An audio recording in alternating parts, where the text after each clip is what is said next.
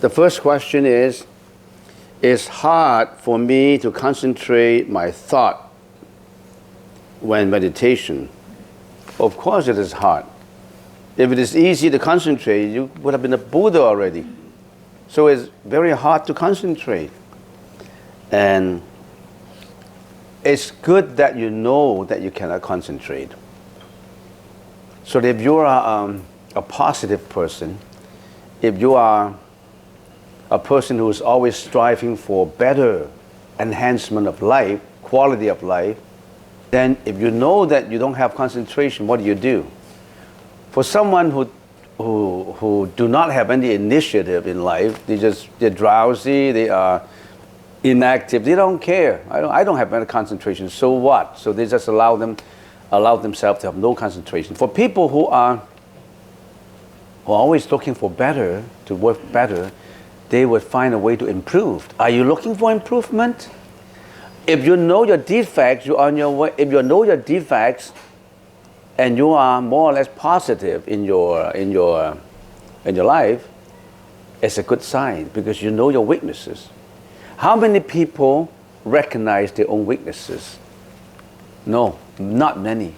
They will continue to do things according to their weaknesses. They will continue to get into trouble. They'll continue whatever they have.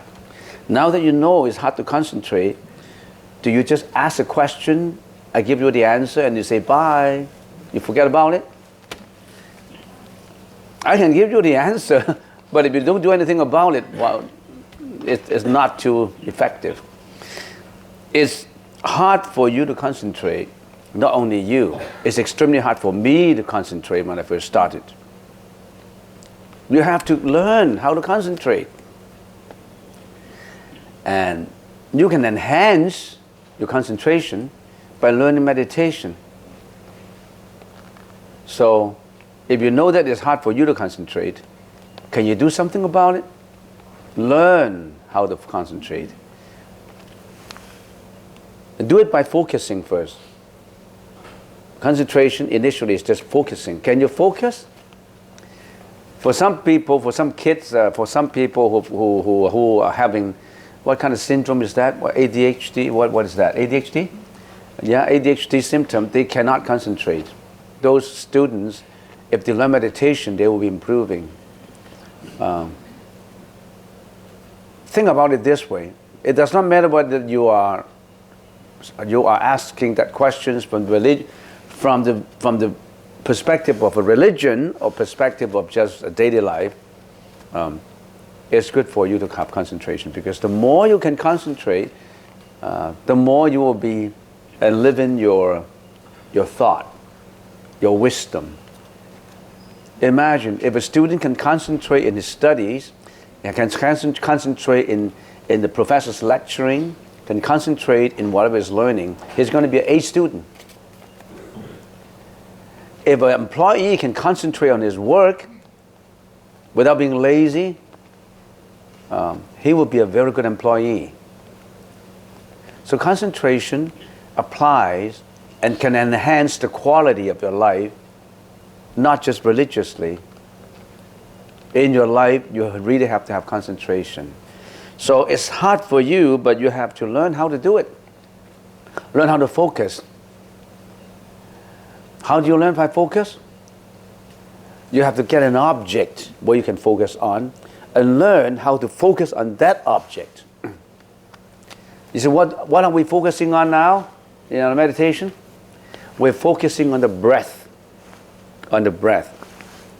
And you focus on the air coming in now, touching my nostril inside, and I feel the coolness of the air.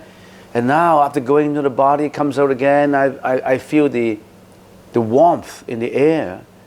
But my concentration at the nose tip, I always want to concentrate in here, feeling the air in, which is ana, out, pana, sati, the thought. I always do this anapanasati. I always concentrate on my breath. Use that as an object of concentration. Why? To train yourself in concentration. And you will find that up to maybe half a minute, then you're thinking of, oh, where do I park? Oh, I have an appointment at 12:30. After this lunch, where will I go for lunch? I have an appointment. What would I eat? at white spot. Maybe I just order a salad. You think of many things. And then you say, oh, I haven't done my homework. Oh, tomorrow I'm going to work overtime. I will feel tired, so maybe I should go home early. Or maybe I should eat in the temple to see what kind of lunch they provide. It's free anyway. What do? You've been thinking and thinking and thinking. Your focus is not on your breath. And then, oh, no, he said that we should focus on our breath. Then you pull your thought back to the breath and you focus on it again. And then maybe after half a second, oh, Joan said that I should go to city market to buy some yogurt. I mean, you are away. You cannot concentrate. So by a process of this kind of training, you say, going away, remember, you're like a monkey. Your mind's like a monkey. You're going further and further and further away. Now that there is a monk in the temple telling you to concentrate, what did the monk give you? Invisibly, what did the monk give you? Give you the lecture, give you the instruction. What actually, symbolically, what did he give you? To train your monkey. He gave you a string and the leash. So you tie that leash on the monkey's neck, and then you hold that end of the rope. And then the monkey goes away, maybe a mile away, maybe a foot away, and then you slowly pull it back. No, don't go, Sonny, monkey Sonny. Come back to the breath. And then after a while, it goes away again. Come back. Don't pull too hard. You kill him if you pull too hard. What's the meaning of pulling too hard? How come I can't concentrate? I have to concentrate. That's pulling too hard. Pulling too hard, you get into another emotion. Hatred of yourself, anger. You're building up another emotion. So you have to pull it peacefully and say, Sonny monkey, stay put.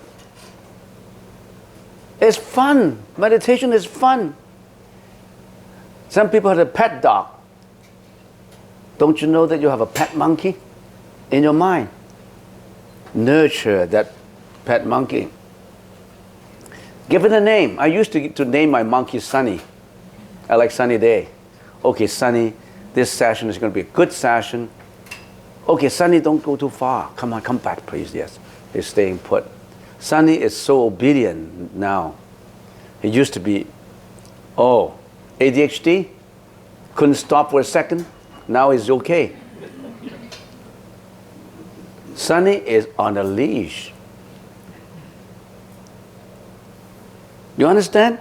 You've got to go through training. So there's a lot you can do. Meditation is an enjoyment. Not many people know about that. They thought that it's sitting still doing nothing, boring, boredom, discouragement. It isn't. And that's just the beginning of a good show. When that monkey is sitting still, you know what that monkey can do? I'll tell you later. That monkey can do a lot for you. Okay, that's enough for the first question. Second question. Venerable, thank you for the precious lectures and meditation. Why not have one incense stick instead of 3 in the package? Is it a good idea to have written posters on incense to educate people on incense? We already have prepared some posters, but we haven't posted them out. We'll have huge posters telling people why burning incense is harmful to health, the effects, and all that. And we have studies and researchers to prove that chemical incense are not good for health. So we will have posters. Why not 1 stick? Why not 3 sticks? Well, 1 stick, because they always ask. I used to have a torch of 108 incenses now to burn when I come to the temple.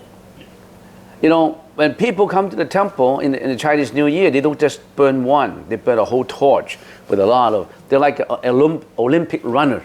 Everybody's like an Olympic runner. Getting a torch And if you reduce 108 to 1, they get very angry. So we reduce it to 3. Because they say, if you give me 1, where will I put it? You have 20 incense burners in here and you expect me to put in 1? We say, okay, we'll give you 3 symbolically. We don't care where you put them. How come you have 20 incense burners in here and you give me 3? Well, we may plan to take some of them away or put something on top. So we'll give you 3 and a package of 3 anywhere you want, 3.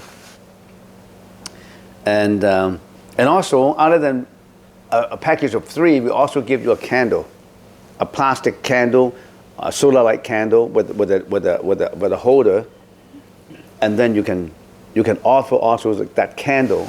We also have bouquets of flowers in a pot that you can buy. And it's not free because we have to buy them and put it in here, and we still have to determine what kind of price we should charge on it. We will encounter a lot of discontent because they used to be holding a torch, and now they change it to 3, a package of 3. But then 3 is better than, for now, 3 is okay. And if you, another problem is this incense, organic incense, true incense, and we have to buy them from China. So we got to charge a price. If you put in 1 incense, that long, about a foot and a half and some a foot, how much would you charge for it? $1? They're expensive. So we say $1 for 1 is too expensive. Maybe we put in 3 and still sell it for $1. People like to give cheap price. They want to get they want to pay out nothing and get a lot. People are like that. But anyway, that's our plan. Next question. When would the disruptive emotions in meditation happen? Before the first jhana, would it happen to everybody? Disruptive emotions would happen when you really have to focus. In other words, when you focus on your breath and you really have the one breath here and now, you focus it so well that even if you're walking and you're eating, if you're not meditating, for example, if you're walking out in the street and you see various things, and then, for example, if you saw a man driving by and he was honking, and you used to say, that man is disturbing the peacefulness of his neighbors. That man is really bad. You used to criticize like that. But if you are meditating and having a focus, if you started to have something annoying idea comes up and blaming some people, immediately that breath will pull you back from going to that emotions and put it on the breath. In other words, your breath has become your teacher. Whenever you have disruptive, when you have something, you think about something you dislike, something you're jealous about, some anxiety, it'll always pull you back to the breath. So that will be the time when nothing but the breath. That's the time when you start to have disruptive emotions. Because why? If you're so concentrated in your breath, all of a sudden you are internally you're giving a magnifier. All this minute thought of discontent, emotional thought, you didn't realize it before. Now it's got magnified. You realize it more. In other words, you open up your garbage in the subliminal garbage in the basement, and you realize those garbage, and you start to deal with them because you've been given a magnifier.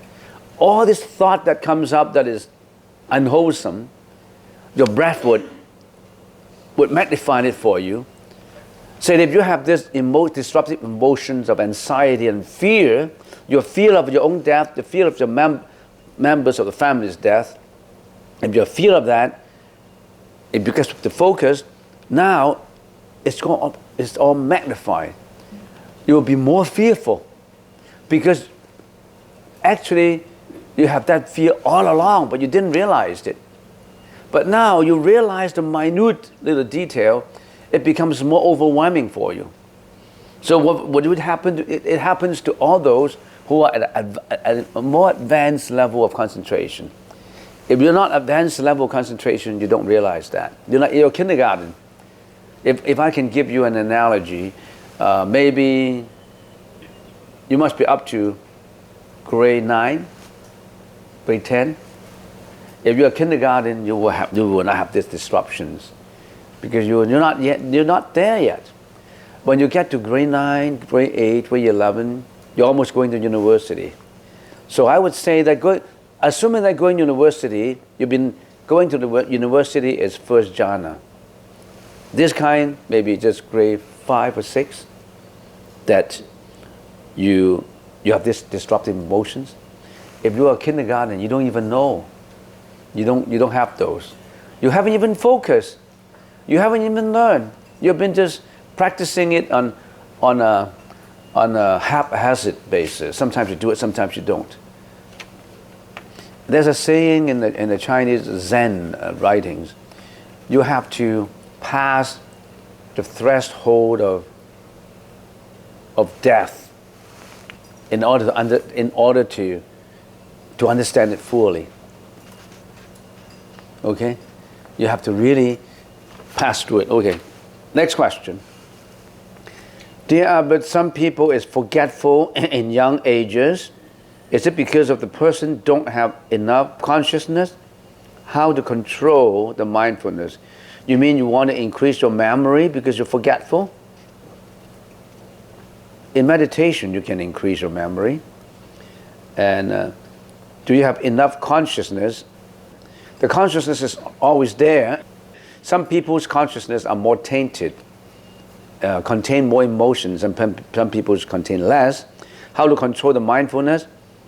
That's what we're doing. In one session, you come here in one session and you want to control mindfulness, come here a number of years, or for some people not a number of years, maybe a few months. You have to do it. You have to start to get to know your monkey. You have to be friends with your monkey. You get to know your monkey, your pet monkey, and tell him to calm down. Your monkey of mindfulness. Pet your monkey, train your monkey, then you won't be forgetful. Wisdom will come. Meditation is not just a one-time deal. You must find fun in meditation in order to continue. If you don't find fun in it, you think it is boring, you think it is something practiced by the senior people, or you think that, I don't know what you think, then you're not at it. You have to be interested in doing it. And I've always compared doing meditation with watching a movie. And a really nice, good office, big office movie, you really enjoyed it. But you can enjoy the movie of your meditation. It's like going to meditation. That movie, you're the producer of that movie. You're the script writer of that movie. You're the actor or the actresses of that movie. You see that movie, you perform that movie. That's a very interesting movie. You learn how to unroll the tape, unreel the tape, and look at it. Don't look at somebody else's script. Somebody else's script would be nothing but violence and sex. Look at your own script. Examine your own script.